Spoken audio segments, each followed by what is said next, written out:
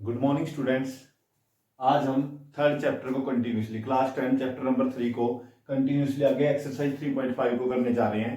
हमारा जो third chapter है उसके अंदर पेयर ऑफ लीनियर इक्वेशन के हम सॉल्यूशन कर रहे हैं। जो लीनियर इक्वेशन के पेयर बनेंगे टू इक्वेशंस के एक्स और वाई के अंदर, या जिसको हम हिंदी बोले तो रैखिक समीकरणों के युग्म, दो चरों वाले रैखिक समीकरणों के युग्म है, उनको हम सोल्व कर रहे थे। जिसमें हमने सेकंड एक्सरसाइज के अंदर एक डिस्कशन किया था कि अगर a1 by a2 not is equal हो b1 by b2, ratio of the coefficient of, जहां पे a1x plus b1y plus c1 is equal to 0 और a2x plus b2y plus c2 is equal to 0। ये pair of दो linear equation, pair of two linear equation in two variable, pair है, pair ही two होता है। तो यहां से अगर मैं इनका कोएफिशिएंट का रेशो निकालूं a1 by a2 b1 by b2, जो हम सेकंड एक्सरसाइज में कंपेयर करके निकालते थे, एक कंडीशन ये आती थी। सेकंड कंडीशन आती थी a1 by a2 is equal to b1 by b2 is equal to c1 by c2। And third condition क्या होती थी, a1 by a2 is equal to b1 by b2 not is equal to c1 by c2। तो हमने किया था कि जो ये पहले वाली लाइन है, इंटरसेक्टिंग लाइन है, ये हमारी कंसिस्टेंट है, ये एक लाइन के ऊपर दूसरी लाइन, और ये क्या है, हमारी पैरेलल लाइंस ने। अब हम सॉल्यूशन की बात करें तो इस केस में हमारा होता था यूनिक सॉल्यूशन, यूनिक सॉल्यूशन। अगर हम हिंदी में लिखें तो अद्वितीय हल। क्लियर। अगर इसकी बात करें, जब तीनों इक्वल होते थे तो होते थे infinitely many solution, many solution. तो और इसको हिंदी में लिखे तो अपरिमित रूप से अनेक लिख लो, या अनेक, अपरिमित रूप से अनेक सॉल्यूशन, अनेक हल। क्लियर। और जो थर्ड होता था हमारा नो सॉल्यूशन,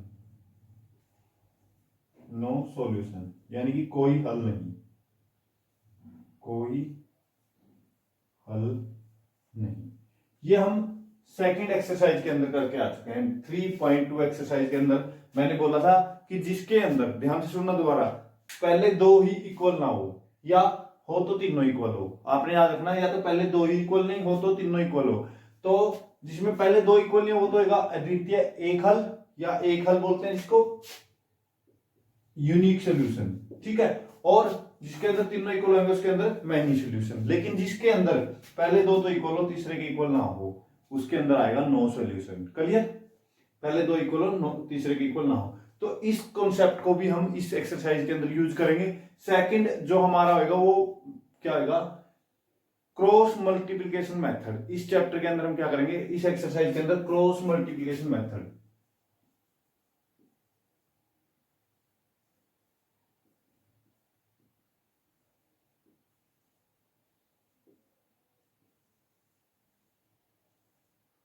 वज्र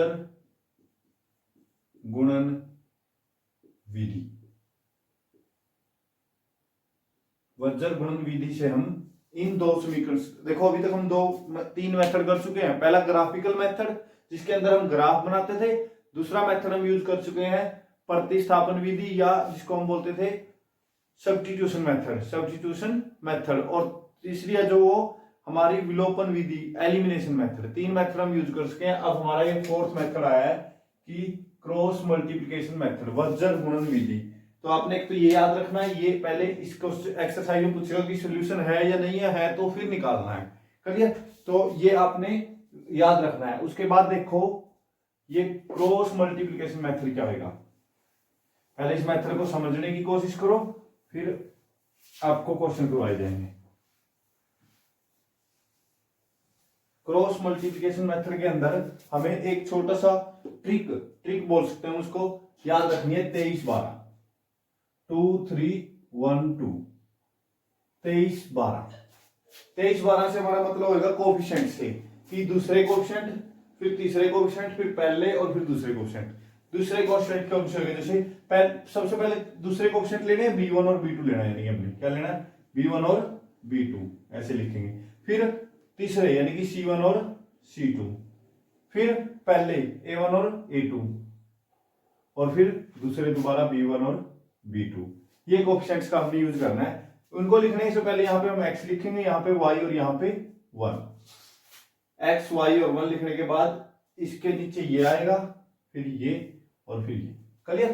फिर हम इन दोनों की मल्टीप्लाई करेंगे, इसकी इससे हो जाएगी, माइनस आएगा साइन इसकी इससे, यानी कि B1 की, तो इसको हम लिखेंगे x अपॉन B1 की C1 से, B1 C2 माइनस B2 की C1 से।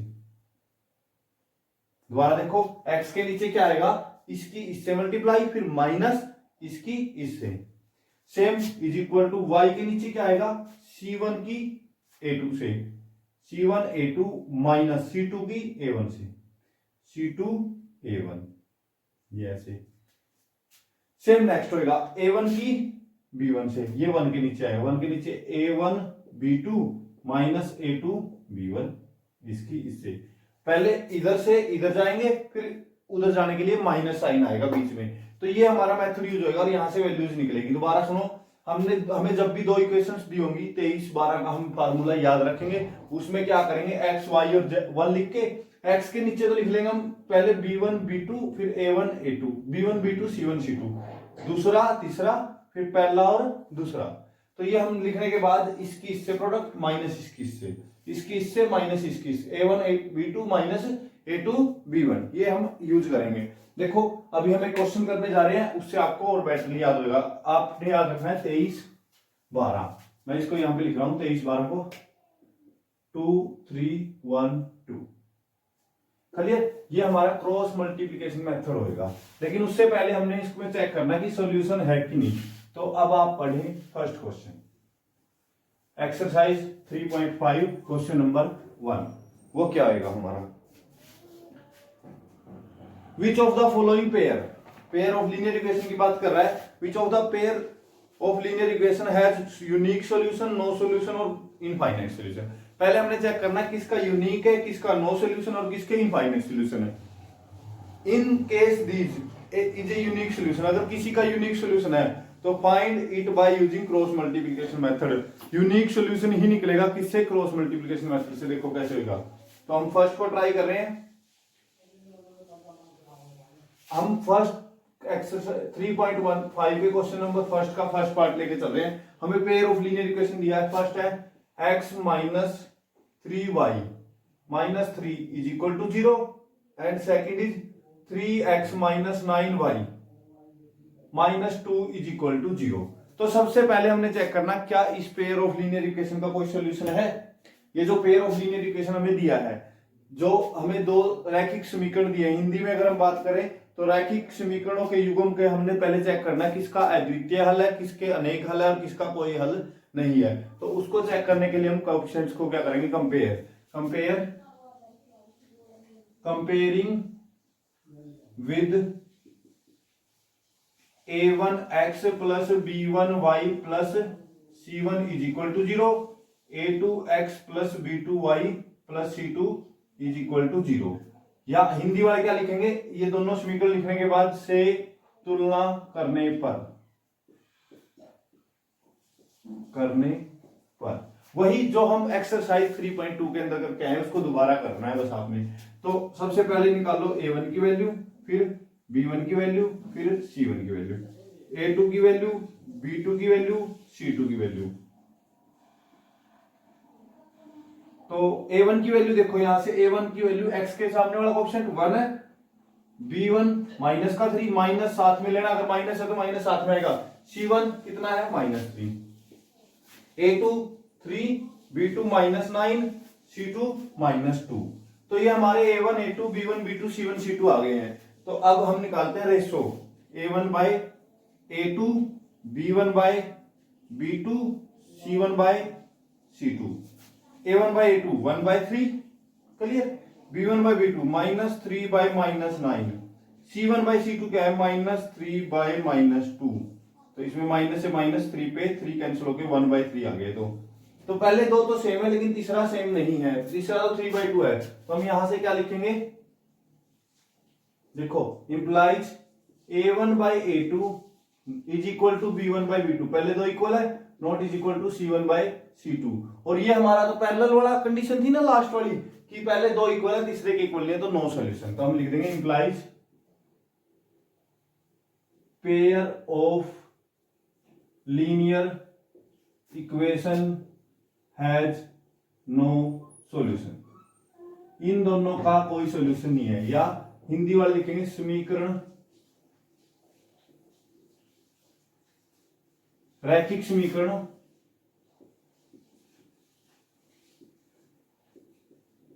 समीकरणों का कोई हल नहीं है। बस सिंपल।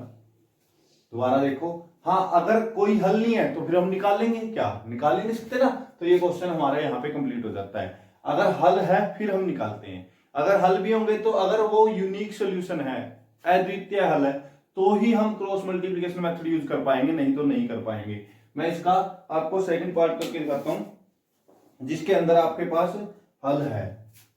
तो देखो यही दो इक्वेशन है हमारी, उन्हीं को हमने कंपेयर करना है और वहीं से हमारी वैल्यू आएगी। परफॉर्मा यही रहेगा हमारे क्वेश्चन का, यही हमने A1 A2 B1 B2 C1 C2 निकालना है। तो देखो सेकंड पार्ट क्या है हमारा, 2x plus Y is equal to 5 और 3x plus 2y is equal to 8। लेकिन क्रॉस मल्टीप्लिकेशन मेथड के अंदर आपने ध्यान रखना है सारी की सारी वैल्यू इस साइड होनी चाहिए। तो इसको मैं लिखूंगा 2x plus Y minus 5 is equal to 0, और इसको क्या लिखेंगे 3x plus 2y minus 8 is equal to 0। आपने ध्यान रखना है जब भी क्रॉस मल्टीप्लिकेशन का मेथड यूज करोगे तो C1 और C2 होते हैं जो हमारे इक्वल से इस साइड यूज होने चाहिए, इक्वल से इस साइड होने चाहिए। देखो जैसे मैंने यहाँ पे 5 था तो इधर आके -5 हो गया, ये 8 था तो इधर आके -8 हो गया। तो ये दो समीकरण हमने यूज करने हैं। तो इससे निकालो A1 A2, इसको साथ कंपेयर करेंगे। A1 की वैल्यू कितनी आई 2, B1 की वैल्यू 1, C1 की वैल्यू -5, A2 की वैल्यू 3, B2 की वैल्यू 2, C2 की वैल्यू -8। तो ध्यान से देखो ये जो वैल्यू इक्वल टू में 0 होना चाहिए, तो इसको इधर ले आएंगे और C1 C2 बन जाएगा। तो हम निकालो ये क्या आएगा हमारा 2/3, वो आएगा 1/2 और थर्ड -5/-8 -7। अगर पहले दो ही इक्वल ना हो तो तीसरे को चेक करने की भी जरूरत नहीं है, तो तीसरे को चेक करने की जरूरत नहीं है अगर दो इक्वल नहीं है।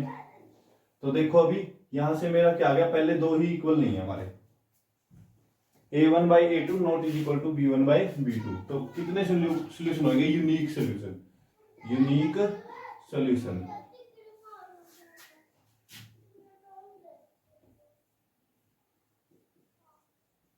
तो इनफाइनाइट जो हमारी पेयर ऑफ लीनियर इक्वेशन उसके कितने सॉल्यूशन है, यूनिक, यानी कि एक सॉल्यूशन अद्वितीय हल है। अगर अद्वितीय हल हो तो हमने निकालना है। अब हमने वज्र गुणन मेथड, जो क्रॉस मल्टीप्लिकेशन मेथड वज्र गुणन विधि है, उसका यूज करके हमने इसको सोल्व करना है। तो पहले यहां तक दोबारा समझो, आपने कोई भी पेयर ऑफ लीनियर इक्वेशन दिया है उसको A1 A2 B1 B2 C1 C2 की वैल्यू निकालने के बाद रेशो निकालना है। अगर वो रेशो पहले दो का इक्वल नहीं है तो हम बोल देंगे इक्वेशन हैज यूनिक सोल्यूशन, और यूनिक सोल्यूशन में ही हम क्रॉस मल्टीप्लिकेशन मेथड का यूज करेंगे। वो कैसे होगा देखो, ये सब करने के बाद मैं इसको रफ कर रहा हूं, आपने क्या दोबारा लिखनी है इक्वेशंस को, और वज्र गुणन विधि क्रॉस मल्टीप्लिकेशन मेथड में आपने एक बात का जरूर ध्यान रखना है कि जो इक्वेशन आप दोबारा लिखोगे इसको बिल्कुल स्टार्टिंग से दोबारा आगे लिखोगे नाउ, उसके बाद उस स्टेप के बाद आप क्या लिखोगे नाउ। जो इक्वेशन थी हमारी वो लिख लो दोबारा। इक्वेशन क्या थी हमारी, 2x plus Y minus 5 is equal to 0, और एक थी 3x plus 2y minus 8 is equal to 0। यानी कि जो दोनों इक्वेशन में इक्वल टू में उधर वाली वैल्यू इधर लेके आनी है हमने। तो अब हम लिखेंगे x y और 1।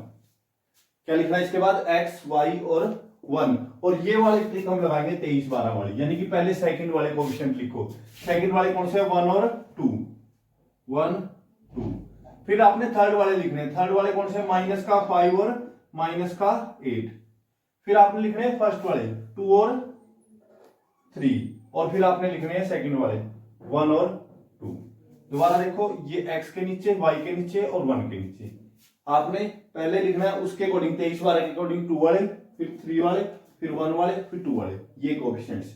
इनको लिखने के बाद इसकी होगी इससे मल्टीप्लाई, तो x डिवाइड बाई इसकी इससे 1 की -8 से मल्टीप्लाई, 1 इंटू माइनस का 8, फिर माइनस आएगा साइन, इसकी इससे मल्टीप्लाई 2 की -5 से, इज इक्वल टू y के नीचे देखो क्या आएगा, -5 की 3 से, -5 इंटू 3, फिर माइनस साइन फार्मूले में, यहां बीच में माइनस होता है हमारे फार्मूले में, -8 की 2 से, -8 की 2 से मल्टीप्लाई हो जाएगी, इज इक्वल टू, फिर 1 के नीचे देखो क्या आएगा, 1 के नीचे आएगा 2 की 2 से मल्टीप्लाई, फिर -3 की 1 से मल्टीप्लाई। फार्मूले में याद रखना बीच में क्या आएगा, माइनस। इसको अभी आप सोल्व करो, तो x के नीचे देखो क्या है, -8 की इससे -8, ये माइनस माइनस तो हो जाएगा +10, इज इक्वल टू, यहां से देखो y upon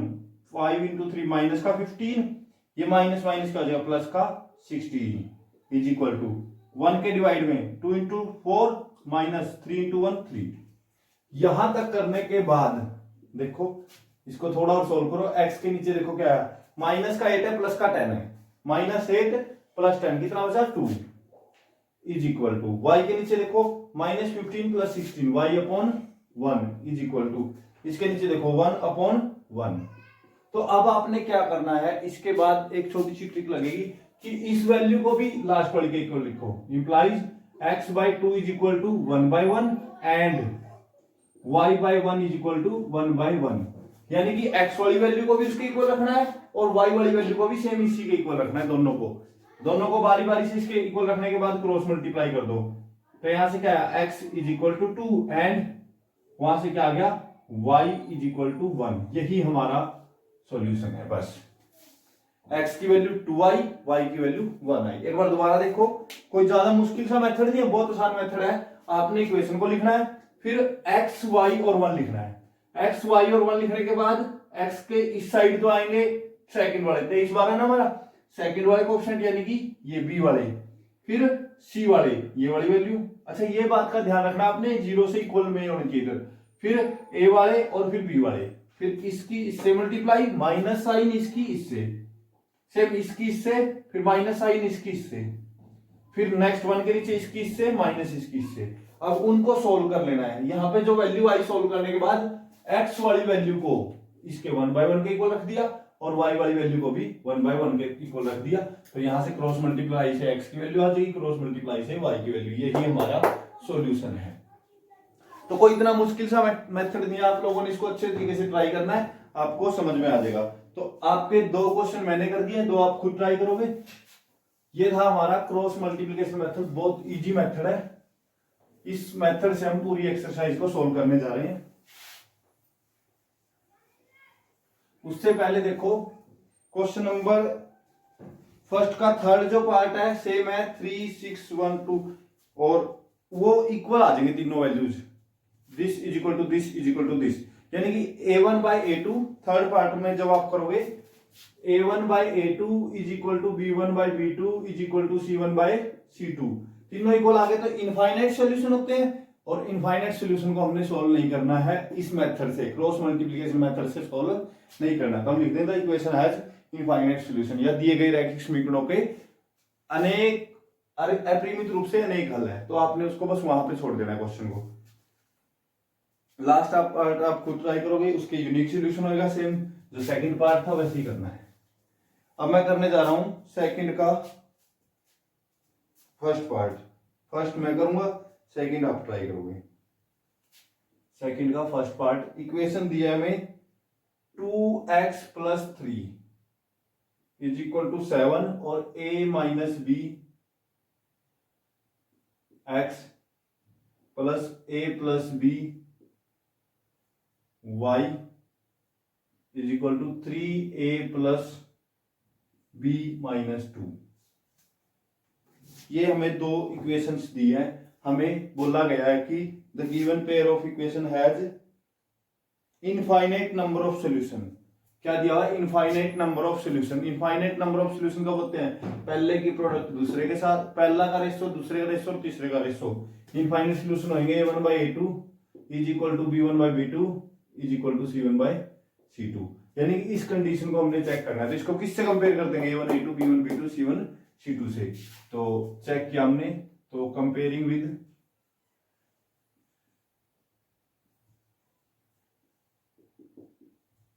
a1x plus b1y plus c1 is equal to 0, a2x plus b2y plus c2 is equal to 0। आप हिंदी वाले इसके बाद लिख देंगे से तुलना करने पर, हिंदी वाले लिखेंगे इसको, इंग्लिश वाले कंपेयरिंग विद लिख के। तो देखो अब a1 की वैल्यू कितनी आई, यहां से 2, b1 की वैल्यू 3, c1 की वैल्यू 7, a2 की वैल्यू कितनी आई a माइनस बी, b2 की वैल्यू कितनी आई a प्लस बी, और c2 की वैल्यू कितनी आ जाएगी 3a प्लस बी माइनस 2। अच्छा, अब ये मत सोचना जी आपने अब तो नहीं माइनस इधर लेके आए माइनस, ये कंपेयर करने में हमें कोई प्रॉब्लम नहीं है, सोल्यूशन चेक करने में कोई प्रॉब्लम नहीं है। जब हम क्रॉस मल्टीप्लिकेशन का मेथड यूज करेंगे तब हमने इसको इधर लेके आना है। पहले आप इसको ऐसे भी कर सकते हो, लेकिन क्रॉस मल्टीप्लिकेशन मेथड यूज करने के लिए जब x, y और 1 लिखते हैं उससे पहले सारी वैल्यू 0 के इक्वल होनी चाहिए। तो यहां से निकालो भाई, अब इक्वेशन का यूनिक सोल्यूशन है तो हम लिखेंगे if equation has unique infinite solution,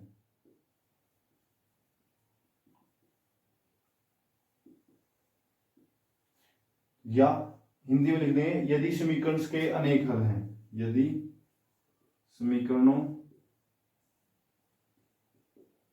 के अनेक हल हैं तो क्या आएगा a1/a2 इज इक्वल टू आएगा b1/b2 इज इक्वल टू आएगा c1/c2। a1/a2 लिखो भाई 2 divide by a minus b is equal to b1/b2 3 divide by a plus b is equal to c1/7 divide by 3ab plus minus 2। ये आ गया भाई। तो अब इसको करने के लिए हम क्या करेंगे, पहले अब इनको सोल्व करने के लिए, ये तो किस कंडीशन से आया कि अगर यूनिक इनफाइनाइट सॉल्यूशन है तो ये कंडीशन बनेगी।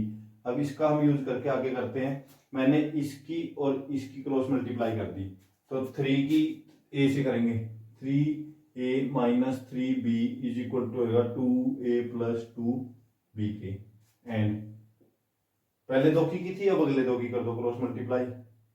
तो इसकी इससे करेंगे, यहां पे लिख रहा हूं मैं, and 9a plus 3b minus 2 into 3 6 is equal to होगा 7a प्लस 7b के। तो दोनों से लेके आए, इससे लेके आए 3a, ये माइनस का 2a हो जाएगा, 3a minus 2a minus 3b, और ये माइनस का 2b is equal to 0। And जो दूसरी इक्वेशन से बनेगा वो क्या बनेगा, 9a plus 3b minus 6 minus 7a minus का 7b इज इक्वल टू 0। तो यहां से देखो पहले से 3a माइनस 2a a और माइनस का 3b माइनस का 2b माइनस का 5b is equal to 0। And दूसरे से इक्वेशन क्या बनेगी, 9a minus 7a 2a 3b minus 7b minus का 4b minus 6 is equal to 0। अब a और b की वैल्यू हमने निकालनी है। a और b की वैल्यू निकालने तो अब आप इसको किसी भी मेथड से निकाल सकते हो जब तक मेथड आपको ना बोला जाए, लेकिन इसमें मेथड हम क्रॉस मल्टीप्लिकेशन वाला ही करेंगे। तो अब इसको मैं सोल्व करने जा रहा हूं बाय क्रॉस मल्टीप्लिकेशन मेथड। तो मैं यहां से ये रफ कर रहा हूं भाई, c2 की वैल्यू क्या थी हमारी, c2 की वैल्यू थी हमारी 3a plus b minus 2। Clear. तो अब देखो, अब इसको करने के लिए देखो हम क्या लिखते थे, a b और 1, x y और 1, इसमें a b है तो a भी लिख लेंगे।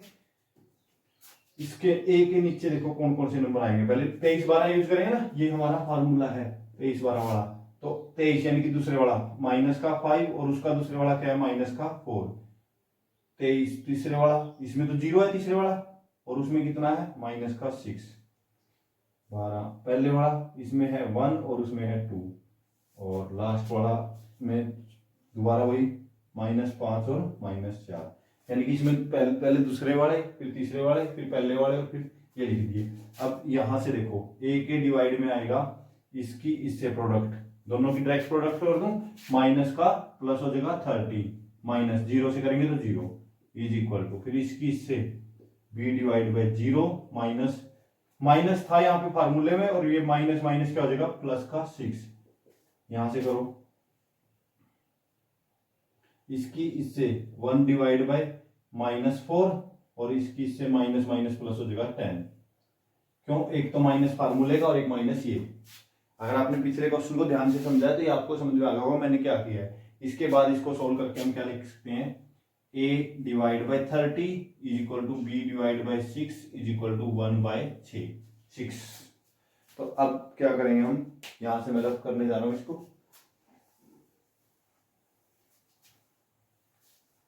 वही पहले हमने इसमें चेक किया कि देखो यहां से पहले वाले को भी लास्ट के इक्वल रखेंगे और दूसरे वाले को a/30 is equal to 1/6 and b/6 is equal to 1/6। करो क्रॉस मल्टीप्लाई, या 30 को उधर ले जाओ, बस a की वैल्यू क्या आ जाएगी 30/6 एंड 6 को उधर ले जाओ, b की वैल्यू भी क्या आ जाएगी 6/6। ये कैंसिल होके 5 आया, ये कैंसिल होके 1, a की वैल्यू आई 5 एंड b की वैल्यू कितनी आ गई 1। तो ये हमारा क्रॉस मल्टीप्लिकेशन मेथड लगाया और आंसर आ गए a और b। क्लियर?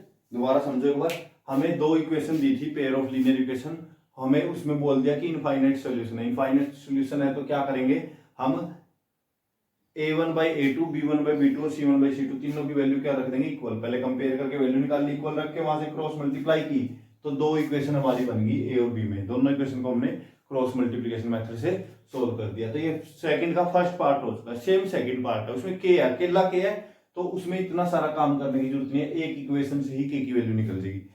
सिर्फ आपने उसमें यहां तक का काम करना है, यहाँ में क्योंकि इसमें यहाँ भी k होगा, यहाँ भी k होगा, ऐड होके वहां से k की वैल्यू निकल जाएगी बस। तो आपने इसमें सिर्फ इतना करना है, तो आपने वो क्वेश्चन खुद ट्राई करना है। इनफाइनाइट सोल्यूशन दिया ना उसमें भी, हाँ इनफाइनाइट नो सोल्यूशन है, तो नो सोल्यूशन है तो सिर्फ पहले दो को इक्वल रखोगे, a1/a2 को इज इक्वल टू रख दोगे, ये तीसरे के इक्वल नहीं रखोगे, तीसरे का तो इक्वल नहीं होता, तो a1/a2 is equal to b1/b2, वहां से एक ही क्रॉस मल्टीप्लिकेशन बनेगी, एक से ही आपकी k की वैल्यू आ जाएगी। क्लियर? और ये k वाला मोस्ट इंपोर्टेंट क्वेश्चन है, कई बार पेपर में आता है बोर्ड के एग्जाम में, तो आपने वो खुद ट्राई करना है।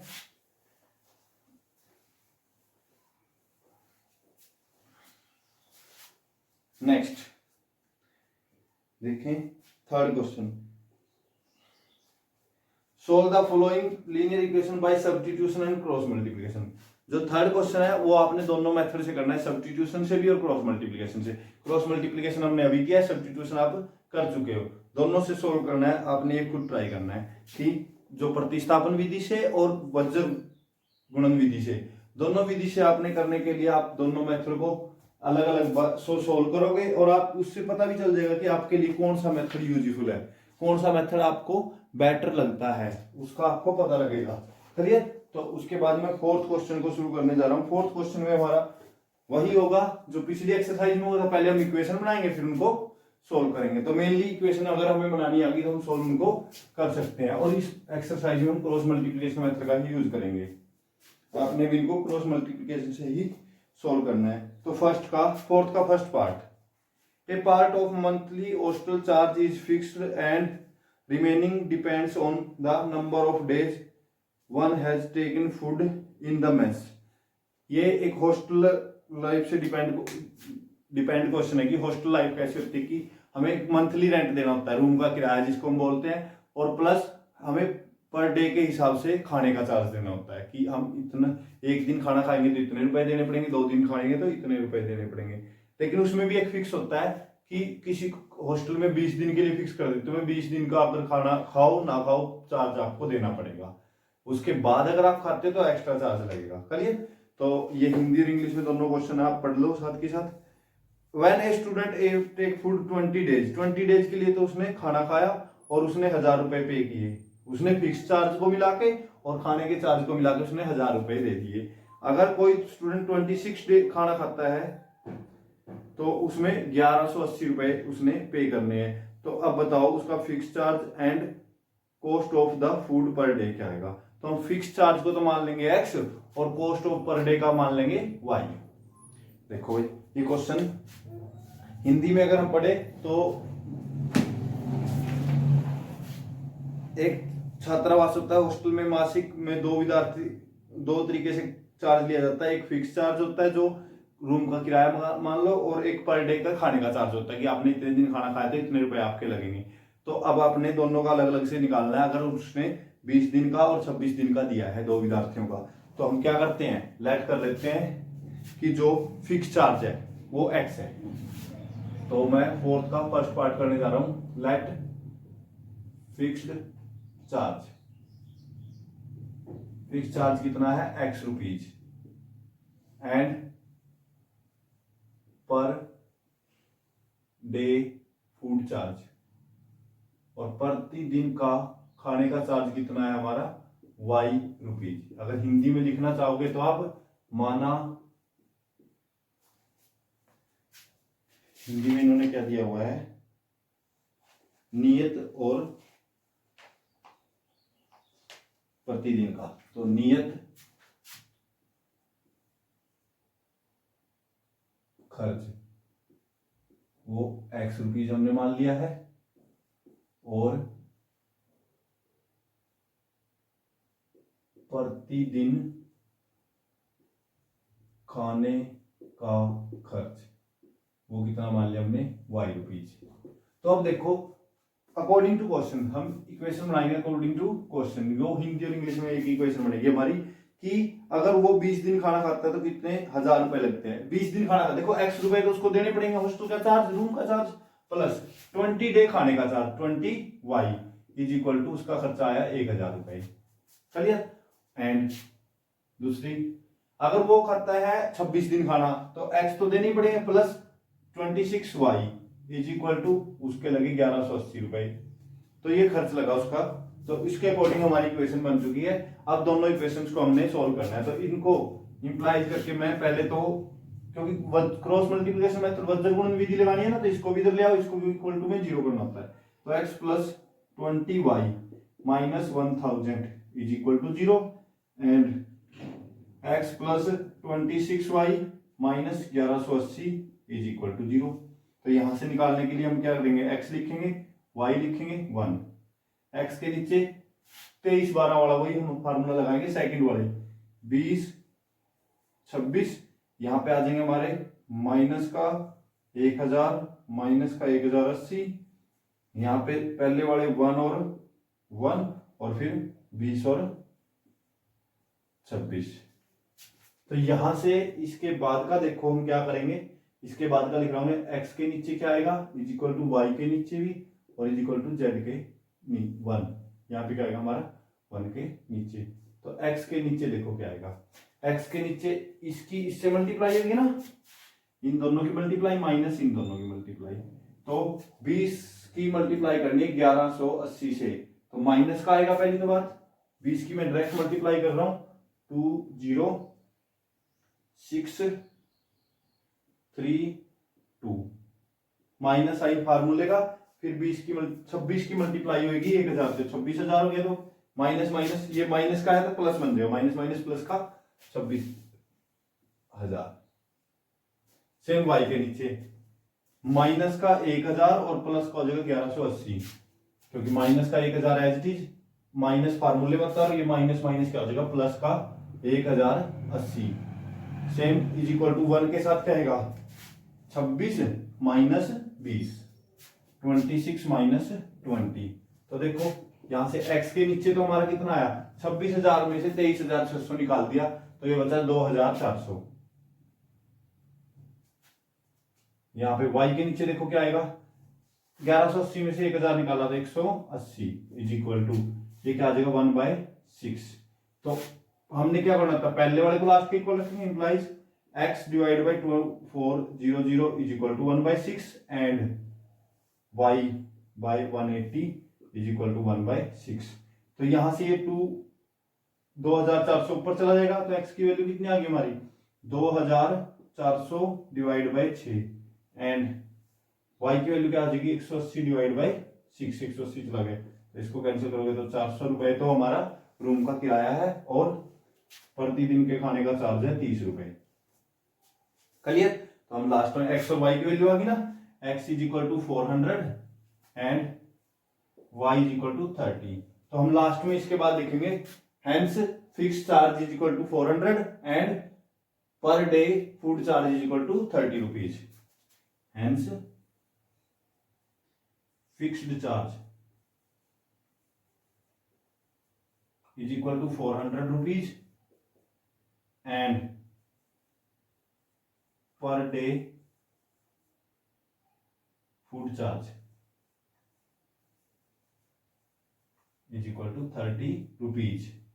तो ये आपका क्वेश्चन कंप्लीट हो गया यहां तक। अच्छा, लिखने का मेथड देखो, ये क्वेश्चन पूरा आपके सामने लिखा हुआ है। लिखने का मेथड बहुत ज्यादा इफेक्ट करता है आपके मार्क्स पे। मार्क्स लिखने पे डिपेंड करेंगे। हिंदी वाले यहाँ पे लिख लेंगे, अतः नियत खर्च इज इक्वल टू 400 रुपए एवं प्रतिदिन खाने का खर्च इज इक्वल टू 30 रुपए।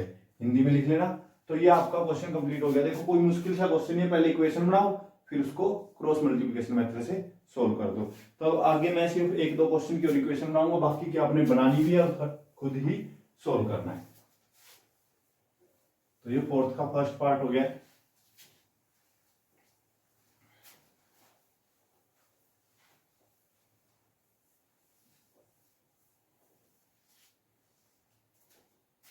ए फ्रैक्शन बिकम, फ्रैक्शन वाला क्वेश्चन हमने पहले कर चुके हैं ना, लास्ट एक्सरसाइज के अंदर हमने एक फ्रैक्शन का क्वेश्चन किया था। तो सेम यही है, न्यूमिनेटर और डिनोमिनेटर में से अंश और हर में से प्लस और माइनस करना है, तो आपने एक ट्राई करना है। Next, yes scored 40 marks in a test and getting 3 marks of each right question and losing 1 marks of the each question. मान लो एक आपका एक टेस्ट हुआ है स्कूल में, उसमें 40 नंबर आए किसी लड़के के यस के, जिसमें से 3 मार्क्स तो उसको ठीक क्वेश्चन के मिले हैं, और अगर क्वेश्चन वो गलत कर देता है तो 1 नंबर कटेगा उसका एक क्वेश्चन का। और अगर 4 मार्क्स, अगर उसको 3 की बजाय 4 मार्क्स दे दे करेक्ट के और 2 मार्क्स कट कर ले इनकरेक्ट का, तो उसके मार्क्स बनते हैं 50। तो अब बताओ कि उसके कितने क्वेश्चन करेक्ट थे और कितने उसके रॉन्ग थे और टोटल क्वेश्चन कितने थे। तो अब हमने निकालना है। तो ये फोर्थ का थर्ड पार्ट की इक्वेशन लिखने जा रहे हैं। Let his number of correct question, number of correct question is equal to x. Hindi में लिख लेंगे, माना हिंदी में बोला गया कि अगर शुद्ध सही उत्तर वाले क्वेश्चन, सही उत्तर वाले, माना सही उत्तर वाले क्वेश्चनों की संख्या, सही उत्तर वाले प्रश्नों की संख्या वो कितनी मान ली हमने, x, and number of incorrect questions is equal to y। गलत उत्तर वाले प्रश्नों की संख्या बराबर है y, हमने मान ली। ठीक है, तो अब उसको देखो नंबर कैसे मिले हैं अकॉर्डिंग टू क्वेश्चन। अगर एक सही आंसर का उसे 3 नंबर दिया जाए तो x के कितने मिलेंगे, 3x प्लस माइनस कटेंगे, माइनस होंगे ना कितने, एक नंबर एक क्वेश्चन का कटेगा तो y का कितना कटेगा, 1y, यानी कि y is equal to number कितने बन गए उसके 40। ये बात तो आप समझे, 3 नंबर हर एक सही के मिले हैं और 1 नंबर हर एक गलत का कटा है तो 40 नंबर आए। अगर 3 की बजाय सही के कितने दे दे 4, तो 4x हो जाएगा, और माइनस कितने कर ले 2 हर एक गलत के, तो 2y हो जाएगा इज इक्वल टू 50। तो ये 2 कंडीशन बन गई। इसको इक्वल टू में 0 बनाओ और क्रॉस मल्टीप्लिकेशन मेथड से सोल्व करो। ये आपने खुद ट्राई करना है।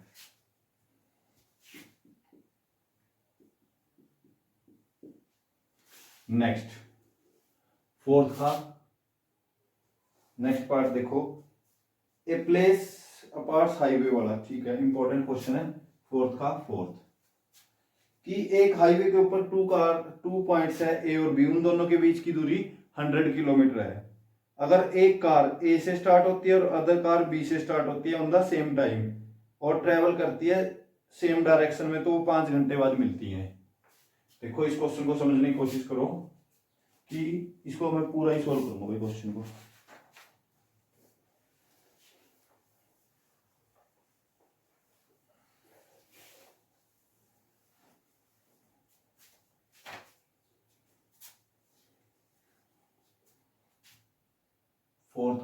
Fourth part most important question. चलिए, तो इसमें बोला गया है A and B, two points है जिनके बीच की, मान लो ये देखो यहाँ पे रफली बना रहा हूं, ये पॉइंट मेरा ए है, ये बी है, और इन दोनों के बीच की दूरी है 100 किलोमीटर। इन दोनों के बीच की दूरी कितनी है? 100 किलोमीटर। तो यहां से क्या हुआ, एक कार ए से स्टार्ट होती है, एक बी से स्टार्ट होती है और सेम डायरेक्शन में उधर की साइड जाती है। ए से चली एक कार, इधर चली गई, बी से भी इधर चली गई, और दोनों 5 घंटे चलने के बाद एक फिक्स पॉइंट पे पहुंच जाती है, दोनों मिल जाती है। कितनी देर बाद? 5 आवर्स। क्लियर? 5 घंटे के बाद 5 आवर्स। क्लियर? 5 घंटे के बाद ये दोनों मिल जाती हैं। तो देखो, अगर आपको एक पता होगा जो डिस्टेंस होती है, distance is equal to speed into time, ये फार्मूला होता है डिस्टेंस का, स्पीड इनटू टाइम। तो वो फार्मूला हम यूज करेंगे यहाँ पे। तो अगर मान लेते हैं ए की स्पीड है, ए और बी की स्पीड निकालनी है ना हमने, ए की एक्स मान ली, बी की Y. Let speed of car start from A, let speed of car start from A से चलने वाली कार की स्पीड कितनी मान ली? x kilometre per hours. Hindi में अगर हम इसको लिखेंगे, माना ए से चलने वाली कार की स्पीड x किलोमीटर, हिंदी में आपने खुद लिखना है, माना ए से चलने वाली कार की स्पीड। चलो मैं लिख देता हूं, माना ए से चलने वाली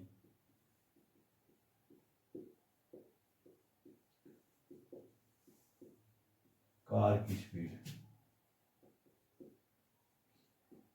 चाल, x किलोमीटर पर आवर। करिए, और b से चलने लेट एंड, या आपने लिखना speed of the car start from b, वो मान ली y किलोमीटर पर आवर, या b से चलने वाली कार की स्पीड करेगी y kilometre per our. Clear? ये आप लिख लोगे। अब देखो, एक a से चल रही है, उसकी स्पीड है x किलोमीटर पर आवर, एक बी से चल रही है, उसकी स्पीड है y किलोमीटर पर आवर, और बोला गया है कि वो 5 घंटे के बाद ये ए से चली, ये बी से चली और मिल गई। अब 5 घंटे में अकॉर्डिंग टू क्वेश्चन देखो, 5 घंटे में वो कितनी चली? 5 घंटे में ये तो क्या चलेगी, अगर इसकी स्पीड x है तो 5 into x, speed into time, 5x चलेगी ना, 5x चली भाई। 5 घंटे में 5x ही चलेगी, क्योंकि स्पीड इंटू टाइम क्या था, टाइम इसका 5 आवर और स्पीड कितनी है x किलोमीटर पर आवर, इसकी स्पीड कितनी है y किलोमीटर पर आवर, और इसमें भी टाइम कितना लगा, 5 घंटे। तो इसकी ये इसने कितनी डिस्टेंस ट्रेवल की, 5y। ये 5x की डिस्टेंस ट्रेवल की, इसने 5y की डिस्टेंस ट्रेवल की। 5 इंटू, देखो स्पीड इंटू टाइम किया हमने, स्पीड इसकी x किलोमीटर थी और टाइम इसने 5 घंटे लगाया, उसकी स्पीड y किलोमीटर पर घंटा थी और उसने भी 5 घंटे लगाए। तो ये भी चली और ये भी चली, यहां पे जाके ये दोनों मिल गई। तो देखो ध्यान से, इसने जो दूरी तय की है वो बड़े, इसकी दूरी से कितनी कम है, 100 किलोमीटर कम है ना, क्योंकि 100 किलोमीटर आगे से चली है। तो अगर इसकी दूरी में से इसकी दूरी को माइनस कर देंगे तो आंसर कितना आएगा, 100। इसमें से इसको माइनस कर दिया तो किसके इक्वल होगा, ये 100 के। दोबारा देखो, इसकी दूरी 5x बनी, इसकी दूरी 5y बनी, ये डिस्टेंस इससे कितनी है, ज्यादा है, कितनी ज्यादा है, 100 किलोमीटर। तो इसमें से इसको माइनस किया तो आंसर कितना आएगा, 100। तो ये हमारी इक्वेशन 1 बन गई। क्लियर? अब मैं सेकंड इक्वेशन बनाने जा रहा हूं, ध्यान से देखना। सेम 5 आवर वाला हमारा काम खत्म हो गया। उसके बाद की स्टेटमेंट पढ़ो, अगर वो दोनों एक दूसरे के अपोजिट डायरेक्शन में चले, if the car travels opposite, एक दूसरे के अपोजिट चले, तो ये यहां से चली इस साइड, और अपोजिट का मतलब क्या है, ये यहां से चलेगी इस साइड, ठीक है। तो वो 1 घंटे के बाद मिल जाती है। तो 1 घंटे के बाद वो कहीं ना कहीं किसी न किसी पॉइंट के ऊपर उनकी टक्कर, टक्कर नहीं मारेंगी, कभी ऐसा तो टक्कर मारेंगे, रुक जाएंगी, मिल गई एक दूसरे को। चलिए, तो यहाँ पे इसने 1 आवर लगाया, स्पीड तो इसकी x थी, टाइम कितना लगा 1 आवर, इसकी स्पीड कितनी थी y, टाइम कितना लगा 1 आवर। तो इसने x किलोमीटर यानी कि कितनी चली है 1 इंटू x, और वो कितनी चली 1 इंटू y, और दोनों ने मिलके पूरी कितनी दूरी तय कर दी, दोनों की मिलके अगर दूरी देखें तो 100 बनती है, तो दोनों की दूरी मिलाई और कितना आ गया 100। ये हमारी सेकंड इक्वेशन बन गई। तो अब देखो ये दो इक्वेशन हमारी स्पीड इंटू टाइम का यूज करके हमने बना ली। अब इन दोनों इक्वेशन को हमने सोल्व करना है, तो हम क्या लिखेंगे, बाय क्रॉस मल्टीप्लीकेशन x लिखेंगे, y 1, x के नीचे देखो, x के साथ हम नंबर लिखेंगे सेकंड वाला, दूसरे वाला लिखना है ना, -5 और 1, यहाँ पे 100, ये इधर दोनों आगे माइनस होंगे भाई, ये भी आपने पहले माइनस करना है, वो भी माइनस करना है, तो आपने इसके बाद दोबारा इक्वेशन लिखनी है, ये माइनस हो जाएगा, इज इक्वल टू क्या बन जाएगा 0, और ये भी माइनस हो जाएगा, इक्वल टू क्या बन जाएगा 0, तो माइनस का 100 और ये भी माइनस का 100, यहाँ पे 5 1 और ये क्या आ जाएगा माइनस का 5 और 1। तो x के नीचे देखो क्या है, यहाँ से इससे मल्टीप्लाई 500 हो जाएगा, माइनस माइनस प्लस, माइनस फार्मूले का, ये माइनस माइनस प्लस होकर 100 हो जाएगा, इज इक्वल टू सेम इसकी इससे मल्टीप्लाई y अपॉन माइनस का 100, और फिर ये माइनस माइनस क्या हो जाएगा प्लस का 500, इज इक्वल टू ये y है भाई हमारा, और 1 अपॉन इसकी इससे 5 और इसकी इससे माइनस माइनस प्लस का 5, माइनस फार्मूले का और माइनस ये। तो यहां से देखो x के नीचे तो आया 600, y के नीचे 400 और 1 के नीचे आया 10। तो पहले इसको इसके इक्वल रखेंगे, यहां से देखो भाई x upon 600 is equal to 1 upon 10 and y upon 400 is equal to 1 upon 10। तो ये 600 इधर ऊपर चला जाएगा, x की वैल्यू आ जाएगी 600 डिवाइड बाई 10 एंड y की वैल्यू कितनी आ जाएगी 400 डिवाइड बाई 10, 0 से 0 एंड 0 से 0। तो यहाँ से x की वैल्यू आई 60 एंड y की वैल्यू आ गई 40। तो हेंस के बाद आप लिखोगे speed of the car start from a is equal to x की जगह 60 kilometre per hour and speed of the car start from b is equal to 40 kilometre per hour, या a से चलने वाली कार की, अतः a से चलने वाली कार की चाल बराबर 60 किलोमीटर पर आवर, और इसको लिखोगे 40 किलोमीटर। ये आपका कंप्लीट क्वेश्चन हो जाएगा। और ये बात ध्यान रखना, जो आंसर आप लास्ट लिखोगे इसका नंबर जरूर मिलेगा। अगर ये नहीं लिखा ना लास्ट वाला मैटर, तो आपका एक या आधा नंबर कट सकता है, और नंबर हमने खोने नहीं है बिल्कुल भी, 10th क्लास है हमारी, ठीक है। तो ये आपका एक क्रॉस मल्टीप्लिकेशन का मेथड हो चुका है। लास्ट क्वेश्चन की लास्ट एक्स इक्वेशन क्या खुद बना लोगे या बनाए, बोलो भाई, बोलोगे कैसे, वीडियो में बोल नहीं सकते हैं, इसलिए बना ही देते हैं, समझ जाते हैं कि आप लोग कहना चाहते हैं जी बना दो। इसी के साथ हमारा क्रॉस मल्टीप्लिकेशन वाला टॉपिक खत्म हो जाएगा, और फिर लास्ट एक्सरसाइज हमारी बचेगी 3.6। तो लास्ट क्वेश्चन कहता है, एक आयत, the area of a rectangle gets reduce 9 square unit, area 9 square unit कम हो जाता है if length is reduce by 5 unit and breadth is reduce by 3 unit. तो लेंथ और ब्रेथ की हम बात कर रहे हैं यहाँ पे रेक्टेंगल की, तो लेट कर लेंगे फोर्थ का 5th पार्ट, इंपॉर्टेंट क्वेश्चन है। लेट लेंथ और ब्रेथ की हम बात कर रहे हैं ना, length is equal to x, metre में है ना, स्क्वायर यूनिट है, तो यूनिट ही हम मानेंगे, एंड विड्थ या breadth is equal to y unit. Same माना लंबाई बराबर एक्स इकाई, ये एक्स मात्रक, और चौड़ाई बराबर वाई मात्रक या इकाई। क्लियर। और अब बोला गया है कि अगर हम लेंथ और ब्रेथ को लेंथ और ब्रेथ को, लेंथ को कर देते हैं 5 रिड्यूस, कम कर देते हैं, और ब्रेथ को 3 बढ़ा देते हैं। लेंथ को तो हमने क्या किया, 5 घटाया, रिड्यूस किया, और ब्रेथ को 3 प्लस कर दिया। तो एरिया जो बनेगा, अकॉर्डिंग टू क्वेश्चन में लिख रहा हूं, एरिया जो बनेगा, एरिया क्या होता है, लेंथ इंटू ब्रेथ, लेंथ और ब्रेथ की हमने कम ज्यादा करके मल्टीप्लाई कर दी, ये लेंथ है ये ब्रेथ है, दोनों मल्टीप्लाई कर दी। जो एरिया बनेगा वो पहले वाले एरिया से कितना होगा, पहले वाले एरिया से 9 यूनिट कम होगा। तो पहले वाला एरिया क्या था, x इंटू वाई, पहला एरिया क्या होगा, x इंटू वाई माइनस हो जाएगा 9।